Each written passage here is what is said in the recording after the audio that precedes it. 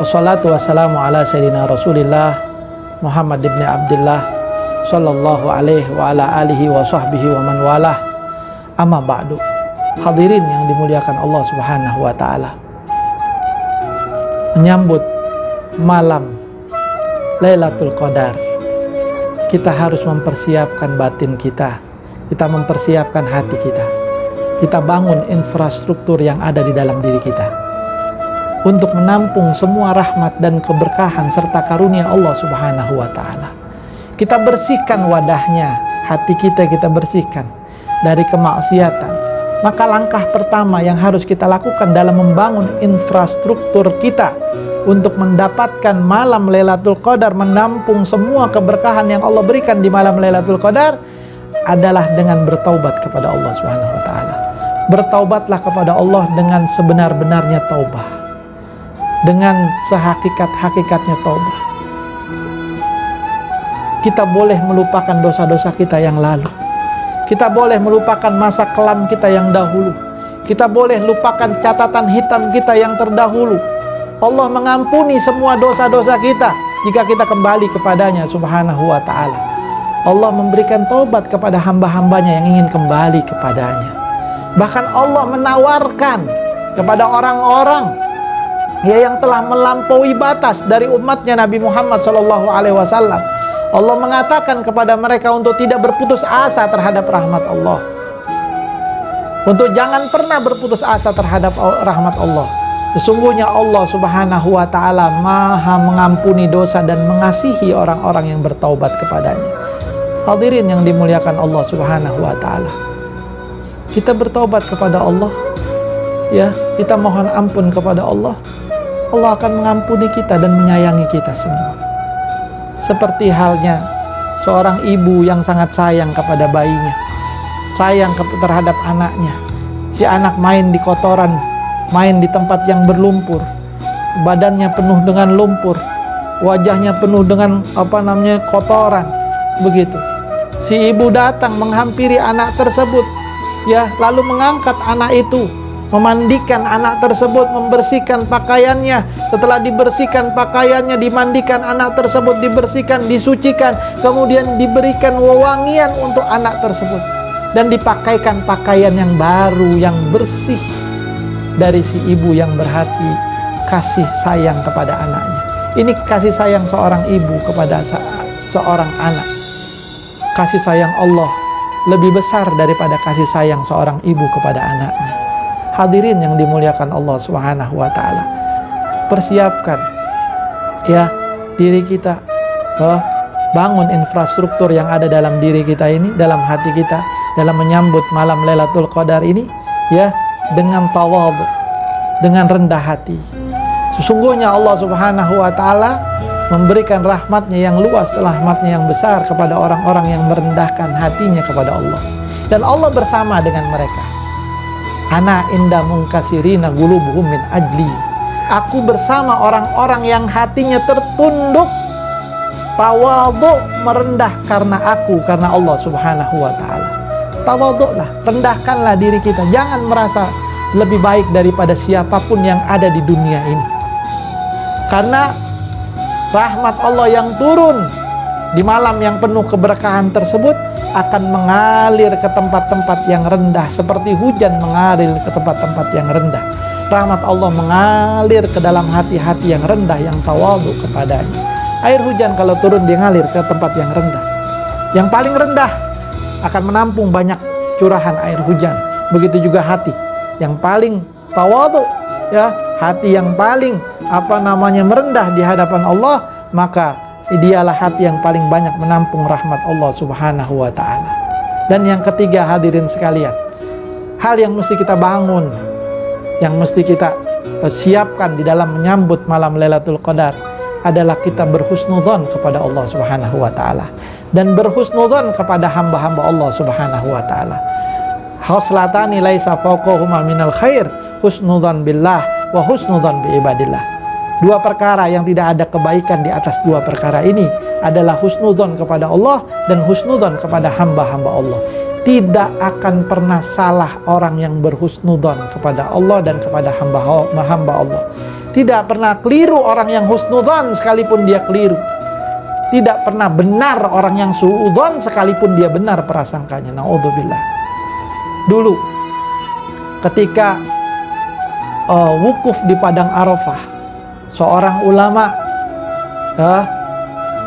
ulama besar di zamannya, begitu, beliau sedang terduduk di padang Arafah. Beliau sedang berdoa khusyuk di padang Arafah. Lalu setelah berdoa, bertawajuh kepada Allah, bermunajat kepada Allah, berderai air matanya. Ya, ulama ini bernama Abdullah bin Mubarak. Kemudian beliau tertidur dalam keadaan duduk. Dalam tidurnya tiba-tiba dia bermimpi, setengah tidur setengah sadar dia bermimpi mendengar percakapan dua orang malaikat. Malaikat yang pertama berkata, "Berapa yang hadir di Arafah tahun ini orang-orang yang berhaji?" Malaikat yang satu menjawab, "Ya, ada 7.000 orang." Masa itu 7.000 orang. "Berapa yang diterima oleh Allah?" Dijawab malaikat yang satunya, "Tidak satu pun yang diterima oleh Allah." Dalam tidurnya itu, dalam mimpinya itu, Abdullah bin Mubarak menangis terseduh-seduh. Tidak ada yang diterima. Hajinya tidak ada seorang pun yang diterima. Lalu malaikat mengatakan, "Ini orang datang dari jauh, dari negeri yang sangat jauh, dengan bekalnya, dengan kecapeannya, keletihannya, tidak ada yang diterima oleh Allah." Naam, tidak ada yang diterima oleh Allah haji mereka. Wukuf mereka tidak ada yang diterima. Kecuali satu orang diterima hajinya oleh Allah dan dia tidak berangkat haji. Dan berkat hajinya yang diterima oleh Allah, maka Allah terima seluruh jamaah haji pada tahun ini. Padahal dia nggak pergi haji. Siapa orang itu? Orang itu bernama Sa'id bin Muhafah. Tinggal di Damaskus. Seorang tukang sol sepatu. Bangun dari tidurnya menangis. Abdullah bin Mubarak selesai haji, dia berziarah ke makam Rasulullah, ke Madinah, langsung dia berangkat ke Damaskus. Sampai di Damaskus dicari orang yang bernama Sa'id bin Muhafah ini, yang seorang tukang sol sepatu. Begitu ketemu rumahnya Sa'id di pinggiran kota Damaskus, beliau bertamu, rumahnya kecil, rumahnya gubuk. Lalu dia bertamu bersalam, "Assalamualaikum." "Waalaikumsalam warahmatullahi wabarakatuh." "Siapa gerangan tuan?"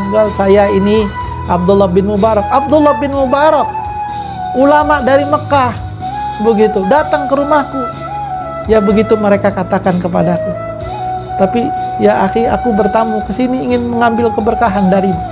"Aku yang mengambil keberkahan darimu, wahai imam. Engkau seorang ulama, engkau seorang alim." "Gal, wahai saudaraku, aku datang ke sini dengan maksud tujuan." Lalu diceritakanlah mimpinya di padang Arafah.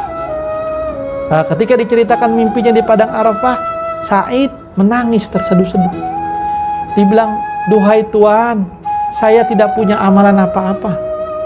Saya tidak punya amal apa-apa. Kecuali saya ini orang yang sangat merindukan Ka'bah. Saya ini orang yang sangat merindukan untuk berangkat pergi haji dan berziarah ke makam Rasulullah Sallallahu Alaihi Wasallam.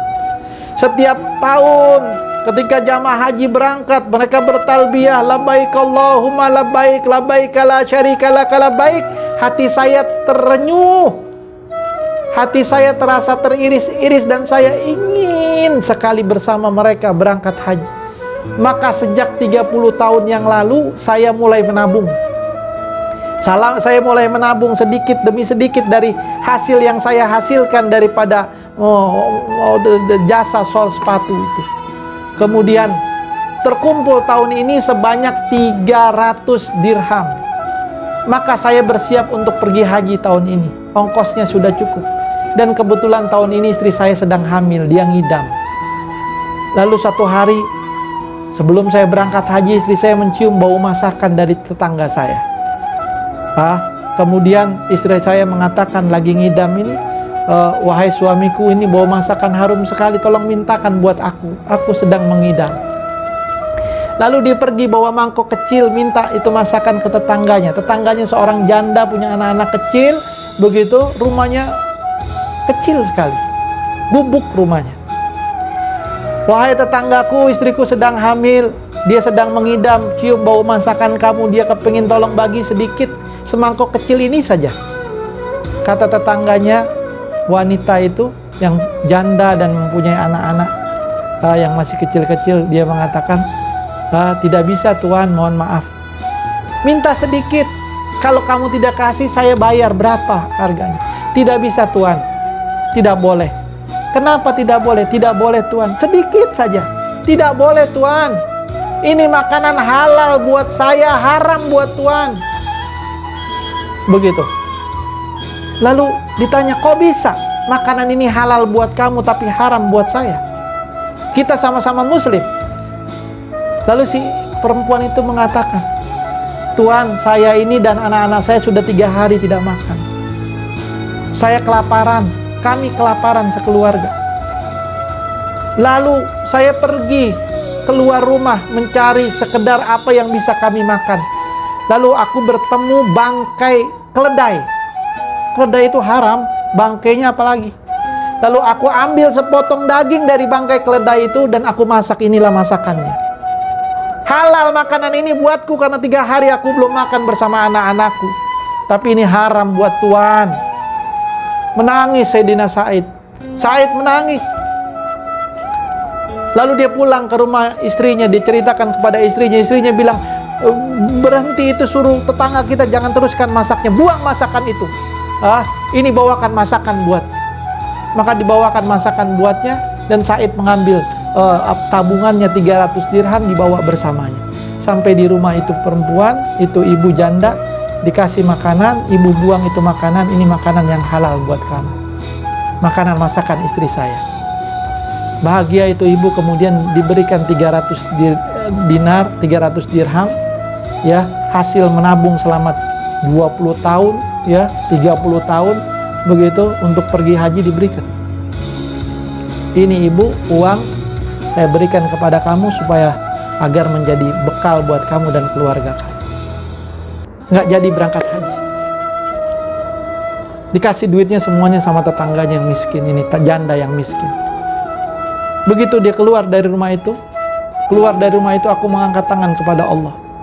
Aku berdoa kepada Allah Subhanahu wa Ta'ala. Aku katakan, ya Allah, inilah hajiku ya Allah. Ya Allah, jika kau tidak izinkan aku untuk sampai kepada Baitullah, Ka'bah, rumah inilah adalah Ka'bahku ya Allah. Engkau maha tahu berada di mana hatiku ya Allah. Begitu. Kemudian dia mengatakan, labbaik Allahumma labbaik, labbaik la syarika laka labbaik, innal hamda wan ni'mata laka wal mulk la syarika lak. Selesai bercerita, didapati Abdullah bin Mubarak sudah berlinang air matanya, jenggotnya basah dengan air mata. Kemudian beliau mengatakan, wahai saudaraku Sa'id, ketahuilah dalam mimpiku itu, malaikat mengatakan kepadanya, kepada malaikat yang satunya, bahwa Allah Subhanahu wa Ta'ala akan menghajikan untukmu, mengirim malaikat menghajikan untuk dirimu setiap tahun hingga datangnya hari kiamat. Ini prasangka baik, husnudzon. Kita nggak tahu orang yang kita anggap rendah sebetulnya nanti di akhirat dia lebih mulia dari kita. Kita nggak tahu orang yang kita hina, pengemis yang datang ke rumah kita, yang kita anggap rendah, mungkin kita anggap lebih hina dari kita. Naudzubillah, kita berikan sedekahnya, ternyata dia yang akan memberikan syafaat untuk kita nanti di hari kiamat. Kita nggak tahu, ternyata dialah orang yang mulia di sisi Allah Subhanahu wa Ta'ala. Mudah-mudahan Allah muliakan kita semua. Ya, persiapkanlah diri kita, hati kita untuk menghadapi, menyambut datangnya malam-malam yang mulia ini, wabil khusus malam Lailatul Qadar, dan mudah-mudahan kita dimuliakan oleh Allah Subhanahu wa Ta'ala dengan malam Lailatul Qadar. Amin ya rabbal alamin. Wal afu minkum. Wassalamualaikum warahmatullahi wabarakatuh.